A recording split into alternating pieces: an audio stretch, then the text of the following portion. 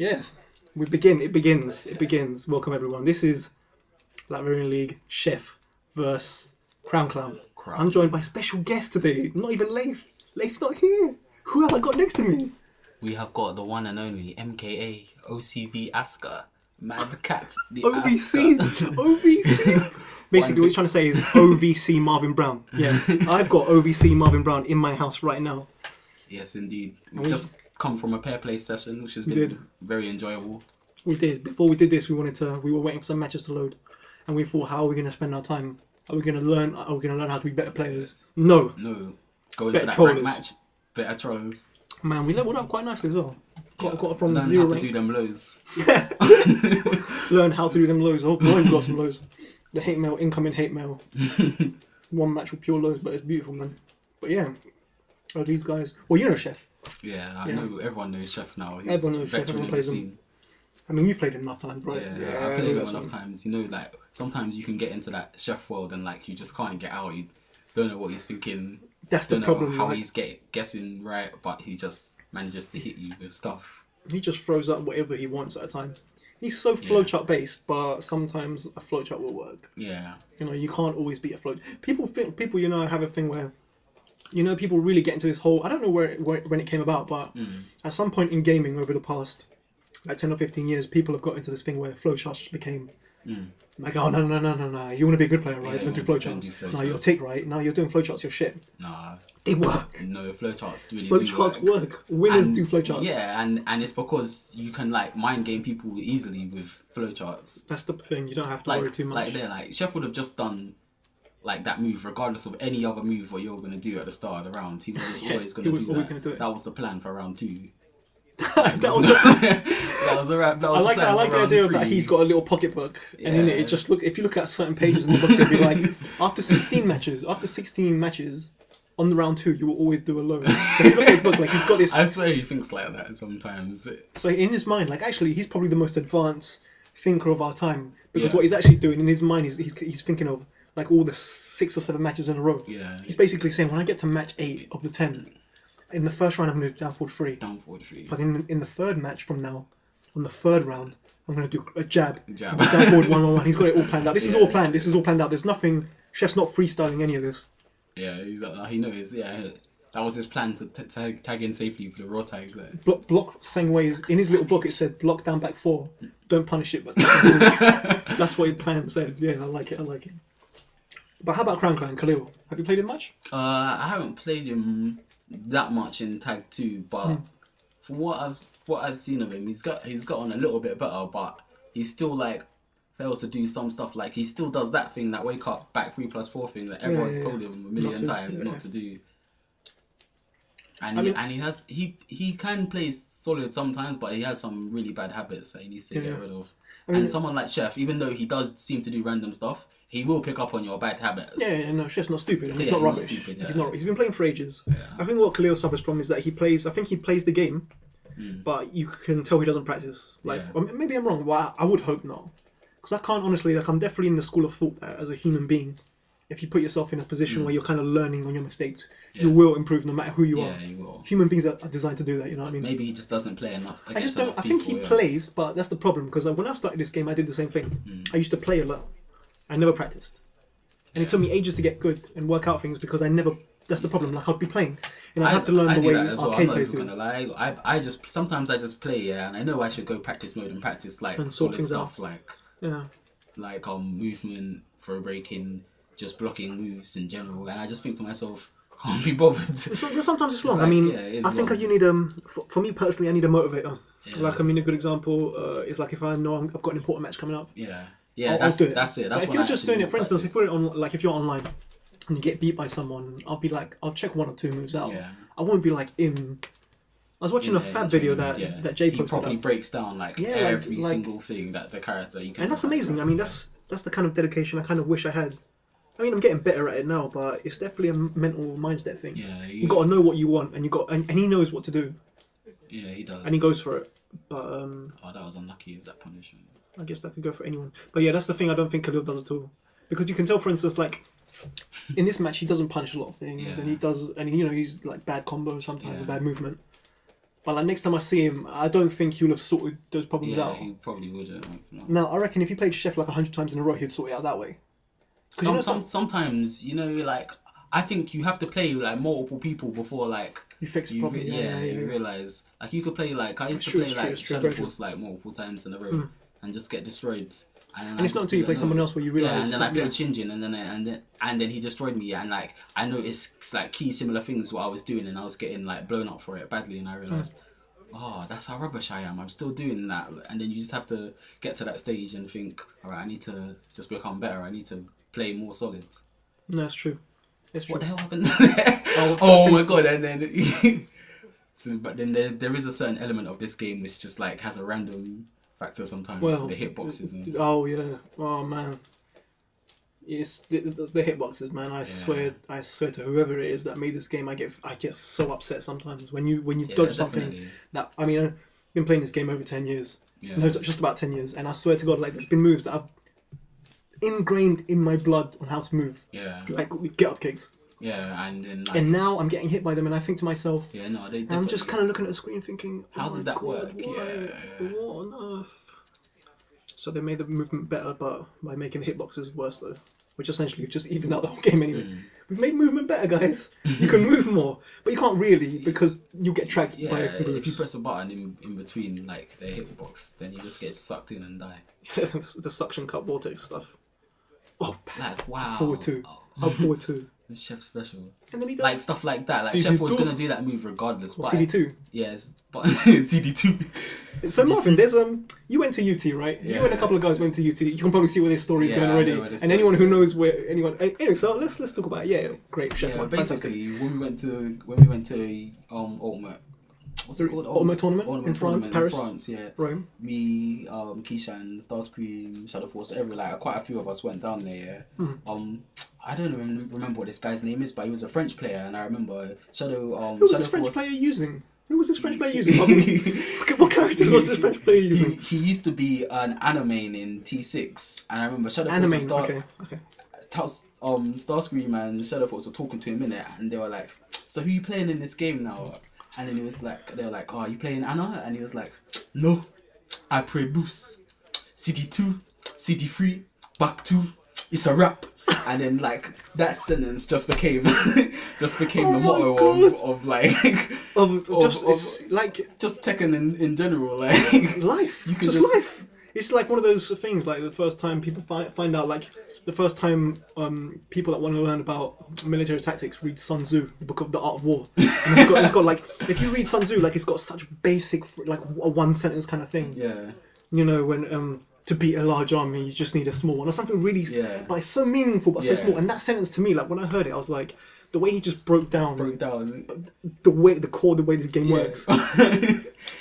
If anyone ever came to me and says, "Victor, you know what? I really want to learn this game," I have to say, I'd go Prick Bruce, CD2, CD3, back 2. It's a wrap. And they'll be like, and they'll look at me like, "What does he mean?" And when they do it, they'll realise the first time they hit that CD2 with a combo, they'll be like, "Yeah." When CD3 hits on Netsu, yeah. When back 2 hits on counter hit, yeah. And they'll be going, "It's a wrap." They'll be giving me phone calls about it's a wrap. So yeah. So and Rayhan definitely has that spirit. Yeah, he because sometimes he'll just do CD2 for like no reason. When he's nowhere near you. Chef special. Bloody hell! Like something like Strider. No, not Strider. Sorry, Khalil did the same thing he just did with Lars there, but he did the opposite with Feng. He did the flip up thing, and that's just not safe to do at that distance against Brian, especially. Just need to quick stand. Yeah. Khalil, bruv, just need to quick stand. That's it. Like hold up. Or you know what's not too bad? It's just lay on the floor. Yeah. Because any hit you take on the floor will push you away. Yeah. Like push you at a reasonable distance. There's no move that can keep you. Actually, maybe Anna's Stomp. Does that still keep you in? That still keeps you safe. There's very few moves that hit you grounded and give you a good Oki as well. Only a couple of characters get that privilege. But like right now, like Khalil is actually not doing too bad. He's 2 rounds up on Chef. Like he could win this match, but he'd have to keep it solid at this point. Yeah, solid defense, like, and not do stuff. Yeah, he's just throwing out launches like he threw out. See, Chef knows about the 2-4? 4-2-4. Yeah. Yeah. He threw out up forward 3 and then straight afterwards did forward 1+2. Basically, he did up forward 3. Yeah. Now, if Chef were to punish that, if he was a bit more on point, he would have punished it. And then he went straight for arc blast, which is punishable, which Chef did punish, and then he went for another unsafe move, forward 2-4. Basically, he took the -15 risk. He took the -12 risk, is arc blast -12? -20 for the up forward 3, -14 for arc blast. Holy shit, and then you can duck the and then you can duck the forward 2-4. So Lars is a strong character, but he still has to obey the rules. Safe. Yeah, you have to be safe. You have to obey the rules of Robocop. In 6, he didn't have to obey the rules that much. No one's above the law. They toned him down a bit now. No, but I think that's an issue Khalil has in this game. Like, he's just doing stuff because he wants to damage. Yeah, like, he didn't need to do that forward 3. He just threw it out, and now he's in a position where he has to saw the health, and he must have saw the health and thought, if I land this, that's the problem. Like, you got to think of the worst enemy in this game is you, and I'm only saying this because I used to do exactly the same thing with characters. Like, you think really short term. You think like one step ahead. Okay, so you see your opponent's bar, you got half bar. You know, you're at a distance. The only thing that's going to reach is forward 3-4. Yeah. If you land this, you're going to win. You want to win, and your fault stops there. Yeah, but then in hindsight, when they block it and punish it, then you're like, my health bar. So what you have to do is at least think.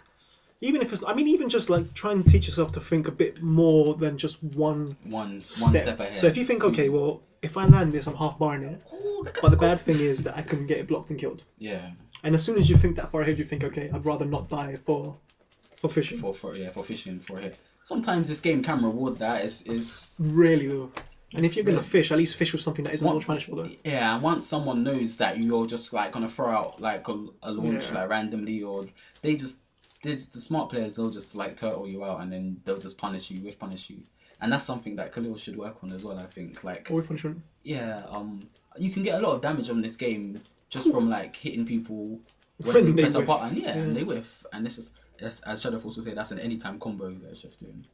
But and to be fair, like Khalil's got the characters that are good at whiff punishing. Like Lars, Lars is probably one of the best whiff punishers in the game. His game resides on. That could have been forward both punches. The hitbox on that is insane. Up forward 4 is still a good whiff punisher at range. Forward 1+2 is just a safe whiff punisher as well. Like Lars has got the tools to be he's a strong whiff punisher and he's a strong block punisher as well. Once you learn people. The timings and stuff, yeah. Like Fengway's not the best whiff punisher, but he's definitely, as in like a launch punisher. But he's got barge. Barge at a good range is guaranteed. It's a free thing, man. This team is pretty strong though. I think Feng and Lars they play off different dynamics. One's a really good like close range pitbull pressure kind of guy, Feng, and the other guy is like a whiff punish, block punish kind of character, Lars. So I think you've definitely got best of both worlds there. Yeah. I mean, if you because you can keep your solid play with Lars, you can play solid with Feng as well. But I mean, if you need to get damaged, Feng comes in and does some stuff. Feng can still mix up, Yeah, which is actually a very good point. Still saying that, I mean, Chef's team isn't exactly bad themselves. Yeah, no. Look at the damage, like CD3's back down 4. CD3 into down 4. And that's like... That's like more than half bar. Yeah, basically it's like 60 damage, I think, from just those two. And look at Chef. Chef doesn't... Chef's proper antagonizing. Look, that's why I say, like, he didn't do that before, and now he's just doing random jabs, like... I really do think he just thinks, this round I'm just going to do jabs, and like, that's it. Let's see what he does. I think that's his ways. He went for the back two. He went for it. Chef doesn't mind at all. Yeah, Chef knows that he's going to tag him there. You pick up. You see, you lay on the floor. When you get hit by back two, lay on the floor. Because otherwise that low will hit you afterwards into the combo. And now that you can bound, you do not want that at all. You see, that was a bait. That was a very good bait. And getting hit by stuff and pressing stuff straight after, like... Oh, yeah, you need to definitely stop that. Yeah. Chef's a madman, though, man. No, he is. It's hard to predict what Chef's gonna do. Even the best players. If you the way to consistently beat Chef is just to make sure your reactions are on point. Yeah, because everything Chef always goes for something that's react punishable. Yeah. I mean, the only thing that he can get you with, like, if your throw escapes and your low seeing is on point, Chef doesn't actually do. He's nothing you can do. What's he gonna do down for you to death? Yeah, it's true. No. But it's just sometimes like. That's how I get beat by Chef sometimes. Like, he'll do a move and I'll punish it too late. Yeah, and then he'll duck it and then do something fast rising one. Yeah, and then you'll be like, I should have just done it quicker. Yeah. Yeah. Look at the Chef's good at escaping 1 and 2 throws. Yeah. Because he's used to the animation. But if you give him a 1 or a 2 throw, he doesn't escape those. Yeah. Sometimes he guesses, but sometimes he does see it. Then. Or maybe it's just mashing buttons. Who knows? Yeah. That move's so good. He can just run in and decide to do. What, back two? Back two, yeah, whatever he wants. Man, you can do it from anywhere as well. That thing just. It's got enough range. Oh, I didn't escape that. 1 and 2 for a mate. Oh, here comes. Oh no!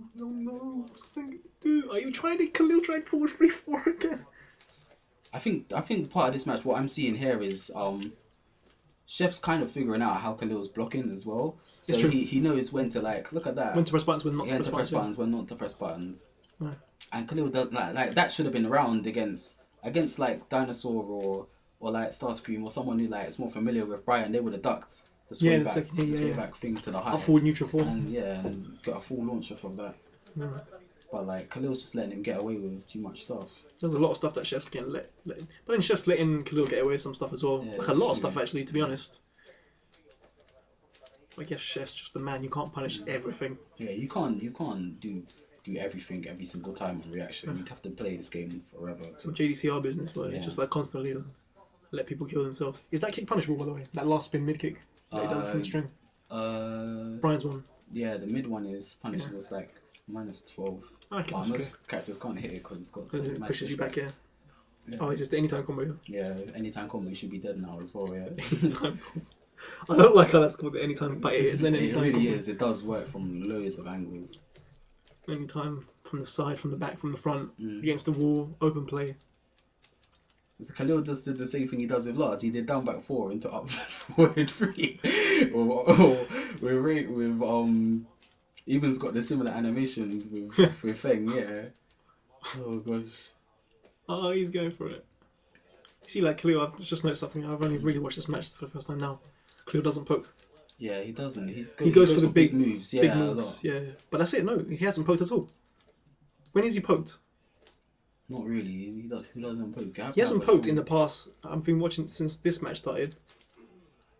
But there you go, Chef. Well, that wasn't a poke. That was a big move. That's the thing that Chef's down for as well. Actually, he's such a big move guy that he will always not lose. Yeah. That's how when we play in tournaments. The only reason I ever beat Chef is because I know he's a big move guy. Yeah. And I'll play him solidly in tournament. Yeah. Because all you have to do is wait for that 1-2. He's always going to do forward 1-2-4. Yeah. With Brian, you're going to duck it, and he's always going to do down forward 3, and he's always going to do orbital hill for no reason. Hot kicks. He will whiff bigger moves. It's so much easier to whiff punish someone when you know they're gonna whiff out a move that's more recovery.